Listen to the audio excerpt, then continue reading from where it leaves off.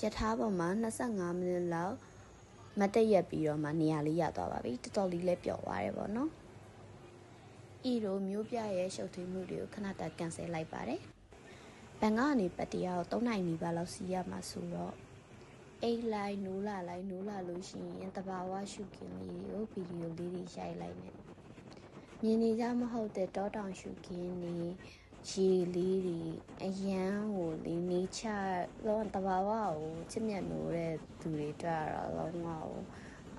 လက်ဆောင်တစ်ခုလိုပဲပေါ့နော်အရန်ကိုလှတယ်ကွာရိုးရိုးလေးပြောရရင်လှတယ်ကွာပတ္တရာဗုဒ္ဓမှာဆင်းလိုက်ပါပြီနည်းနည်းလေးရှောက်လိုက်တာတော်လို့ခေါ်မလားအဲ့လိုမီနီဘတ်စ်လေးနေပေါ့နော်ပတ္တရာကိုတွားလို့ရပါတယ်ပြီးလို့ရှိရင်အမှလှေစိတ်အဲ့ဒီကနေဟိုလှေလက်မှတ်ဝယ်လိုက်တယ်ပေါ့နော်တယောက်ကိုမှ30ပဲရှိရကွာspeed boat ဆိုလို့ရှိရင်150ထင်တယ်ပတ္တရာ view point ရောက်ပါပြီတော်တော်လှတယ်ရေထဲကိုခုန်ဆင်းလိုက်ခြင်းပဲမယ်လေနေရလေတော်တော်ပူတော့တခါတည်းအပူရှက်ပြီးတော့မလကီရတော့မှဆိုလို့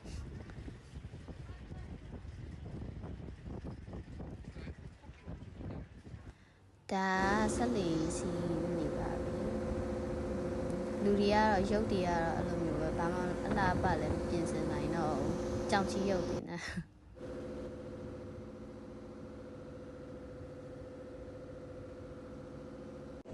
ပင်လေရေလိုင်းရိတ်ခတ်တံလေးကခုလိုကြပြဆန်တဲ့လူတွေကတော့လေ